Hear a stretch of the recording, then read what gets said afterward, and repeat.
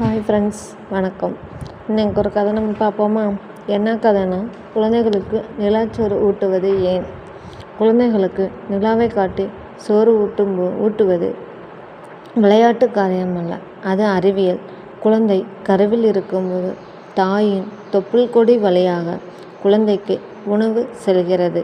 குழந்தை பிறந்து தொப்புள் கொடி உடலிலிருந்து பிரிந்த பின்புதான் உணவு குழலின் விட்டம் விரிய தொடங்குகிறது. இது முழுமையடைய 5 வருடம் ஆகிறது. நிலவை காட்டி சோறு ஊட்டும்போது குழந்தை மேல் நோக்கி பார்க்கும்போது தொண்டை மற்றும் உணவு குழல் விரிவடைகிறது.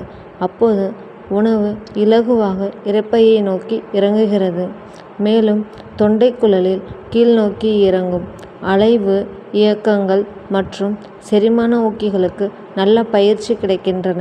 இப்பயிற்சிகள் மூலம் குழந்தைகளின் உணவு செரிமான மண்டலம் ஆரோக்கியம் பெறுகிறது. மேலும் நிலாவை காட்டி சோறு ஊட்டும்போது குழந்தைகள் உணவில் ஆர்வம் செலுத்துகிறார்கள். செல்போனை காண்பித்தும் டிவியை காட்டியும் குழந்தைகளுக்கு உணவு ஊட்டும் இன்றைய தலைமுறை தாய்மார்கள் இன்றிலிருந்து நிலாச்சோறு குழந்தைகளுக்கு ஊட்டச் செய்யுங்கள். பாய்.